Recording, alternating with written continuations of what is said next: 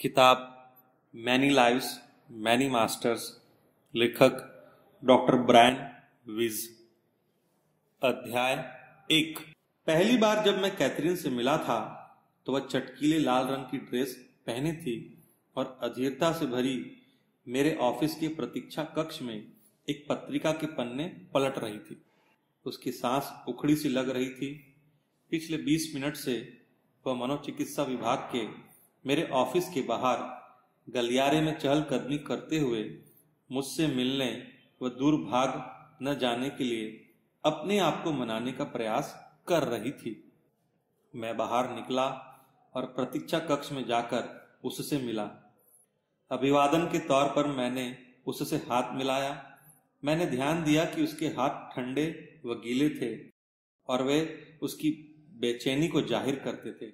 वास्तव में उसे मुझसे मिलने की इच्छा शक्ति जुटाने में 2 महीने से ज्यादा का समय लग गया, जबकि मेरे ही स्टाफ के 2 डॉक्टरों ने उसे यह सलाह दी थी और ये दोनों ऐसे व्यक्ति थे जिन पर वह भरोसा करती थी।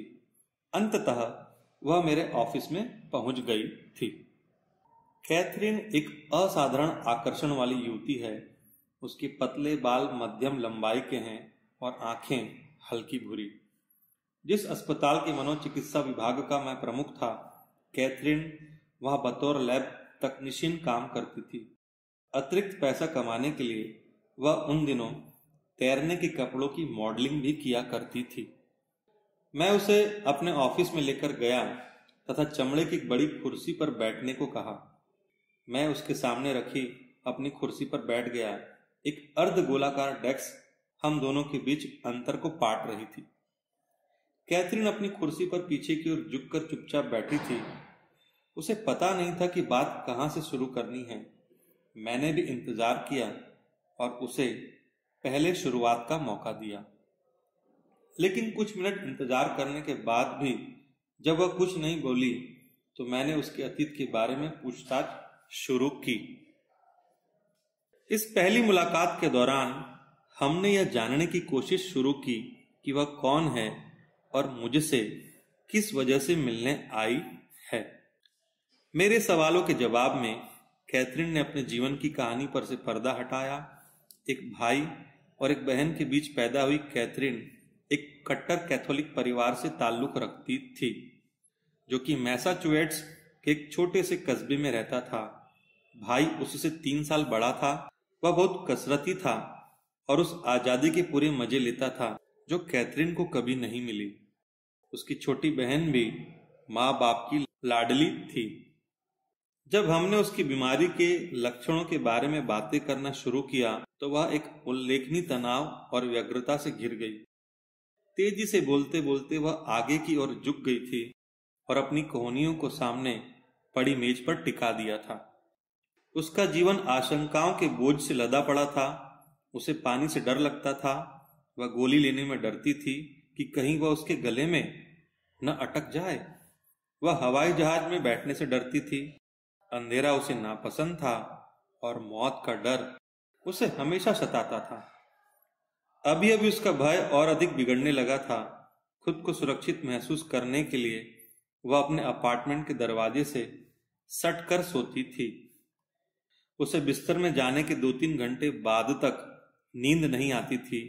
नींद लगती थी भी तो बहुत कम समय के लिए और टुकड़ों में बटी होती थी।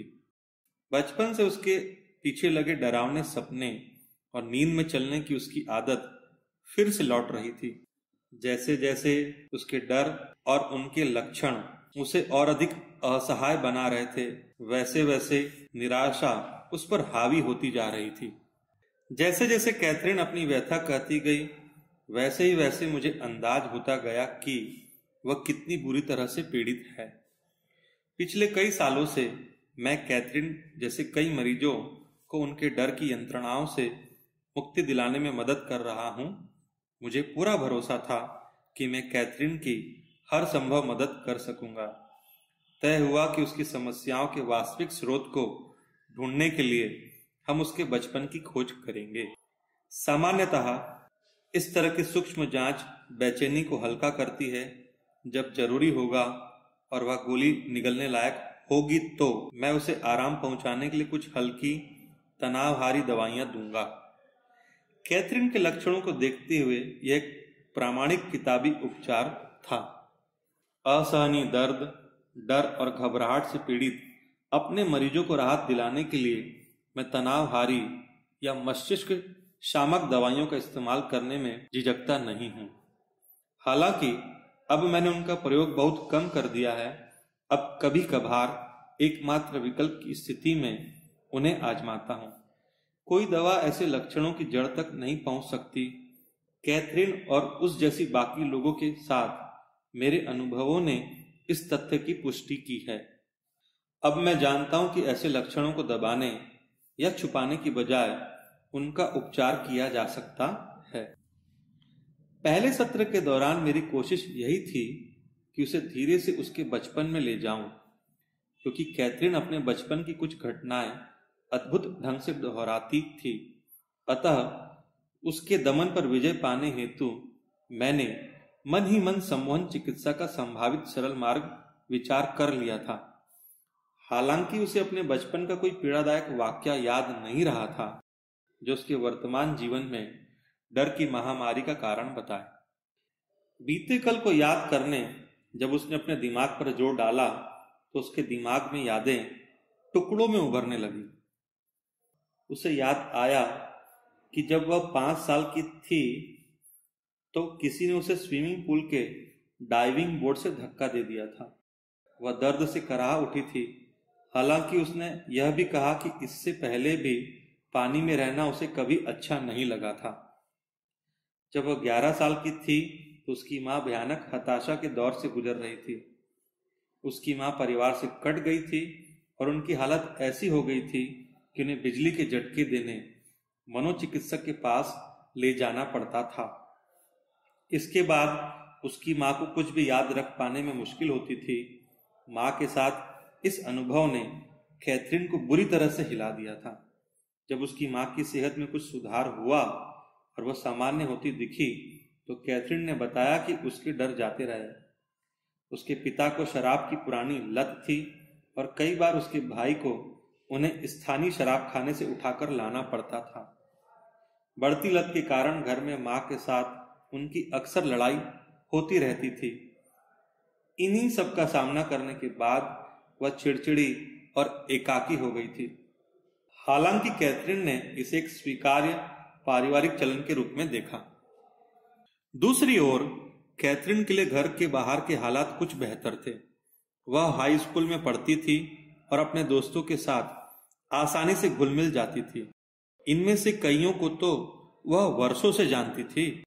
बावजूद इसके उसे उन लोगों पर भरोसा करने में मुश्किल होती जो उसकी छोटी सी मित्र मंडली के बाहर के होते थे। उसका धर्म सरल और बेदाग था। वह पारंपरिक कैथोलिक विचारधारा पर भरोसा करते हुए बड़ी हुई। उसे अपनाने के दौरान उसकी विश्वसनीयता और वैधता पर उसने कभी शक नहीं किया। उसका भरोसा है कि यदि आप अच्छे कैथोलिक हैं और आस्था के साथ धर्म पर चलते हैं तो ईश्वर आपको स्वर्ग में जगह देगा। यह सर्वशक्तिमान ईश्वर और उनके पुत्र का अंतिम फैसला है। यदि आप ऐसे नहीं हैं तो फिर आपको बुरी जगह या नरक में स्थान मिलेगा। मुझे कुछ समय बाद पता चला कि कैथरीन पुनर्जन्म की बातों पर भरोसा नहीं करती है। हालांकि हिंदू धर्म के बारे में उसने थोड़ा कुछ पढ़ा था। पुनर्जन्म का विचार उसकी पढ़ाई लिखाई और समझ के विपरीत था। उसने कभी पारलौकिक या किसी पथ तंत्र मंत्र विशेष से संबंधित साहित्य नहीं पढ़ा था और उनमें उसकी रुचि भी नहीं थी।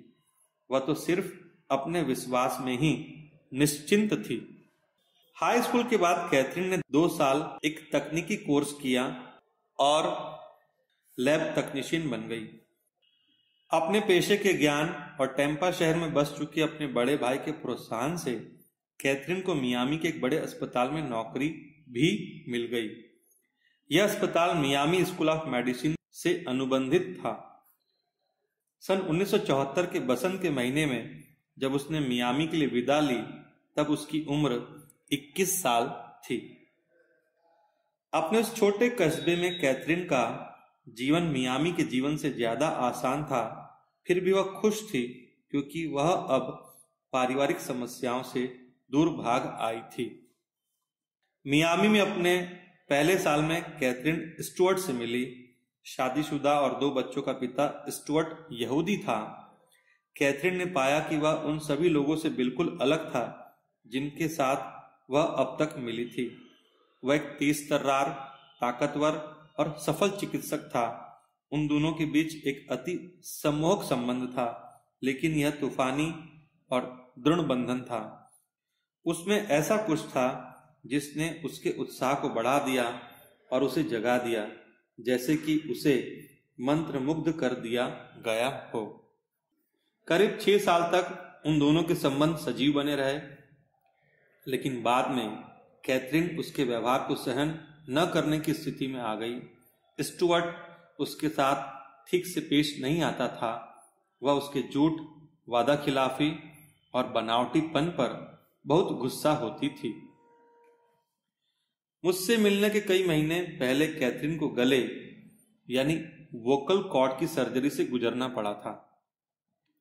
सर्जरी के पहले भी वह बहुत परेशान थी, पर सर्जरी के बाद में जब उसे रिकवरी रूम में ले जाया गया था तो उसने हदें पार कर दी थी।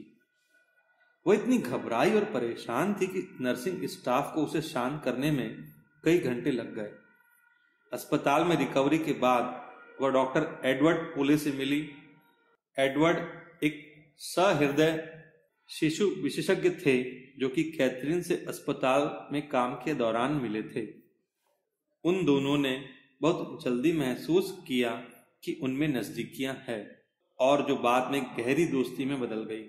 कैथरीन एडवर्ड से खुलकर बातें करती थी। वह उन्हें अपने डर, स्टुअर्ट से अपने संबंधों और वे सारे अनुभव बताती थी जिनसे लगता था कि उसका अपने जीवन पर से नियंत्रण खत्म हो रहा है। एडवर्ड ने भी उसे जोर देकर कहा कि वह मुझसे ही मिले, मेरे किसी दूसरे सहयोगी से नहीं। जब एडवर्ड ने मुझसे मिलकर इस बारे में बताया तो उसने साफ कर दिया कि वह सोचता है कि कैथरीन को केवल मैं ही सही ढंग से समझ पाऊंगा। हालांकि वहां ऊंची साख वाले बहुत हुनरमंद मनोचिकित्सक भी थे। बावजूद एडवर्ड की सलाह के कैथरीन ने मुझसे अब तक संपर्क नहीं किया था। 8 हफ्ते गुजर गए। मैं भी मनोचिकित्सा विभाग के प्रमुख होने के नाते अपनी व्यस्त प्रैक्टिस के दौरान एड के फोन को बिल्कुल भूल ही गया। उधर कैथरीन के डर और उसकी आशंकाएं बुरी दशा में पहुंच चुके थे। हमारे यहाँ के सर्जरी विभाग के प्रमुख डॉक्टर फ्रैंक एकर कैथरीन को कई वर्षों से जानते थे। वे जब भी उसकी लैब में जाते थे तो बड़ी खुश मिजाजी के साथ मिलते थे। उन्होंने भी ध्यान दिया कि पिछले कुछ समय से कैथरीन दुखी है। फ्रैंक ने उसके दुख को भांप लिया था। कई बार उन्होंने इस बारे में उससे बात करने की कोशिश की, पर हर बार वे झिझक कर रह जाते थे। एक दोपहर जब फ्रैंक पास ही में एक जगह व्याख्यान देने के लिए गए तो लौटते में उन्होंने सड़क के दूसरी तरफ कैथरीन को देख तेजी से हाथ हिलाया। अपनी कार की खिड़की से सिर निकालकर वह जोर से चिल्लाए, मैं चाहता हूं कि तुम अभी डॉक्टर वीज से मिलो, कोई लेट लतीफी मत करो। हालांकि अपने इस व्यवहार को लेकर फ्रैंक खुद भौचक्के थे, क्योंकि सर्जन अक्सर जल्दबाजी में कोई प्रतिक्रिया नहीं देते थे। गुजरते वक्त के साथ कैथरीन के दर्द भरे हमले और उसकी बेचैनी भी बढ़ती ही जा रही थी। उसे 2 डरावने सपने अक्सर दिखाई देने लगे थे। पहले सपने में जब वह कार में एक पुल पर से गुजर रही होती थी तो वह टूट जाता है, उसकी कार पानी में गिर जाती है और वह उसी में फंसकर डूबने लगती है। दूसरे सपने में वह खुद को एक गहरे काले अंधेरे कमरे में बंद पाती है। वह उसमें रखी चीजों के ऊपर गिरती पड़ती बाहर निकलने का कोई रास्ता नहीं खोज पाती है। इन सब के बाद आखिरकार वह मुझसे मिलने आई। कैथरीन के साथ अपने पहले सत्र में मुझे जरा भी नहीं लगा कि इसके बाद मेरा जीवन इतना बदलने वाला है। मैंने कभी नहीं सोचा था कि मेरी डेस्क के दूसरी ओर बैठी उलझन से भरी वह युवती मेरे लिए एक ऐसे उत्प्रेरक का काम करेगी और मैं फिर कभी ऐसा नहीं रह पाऊंगा।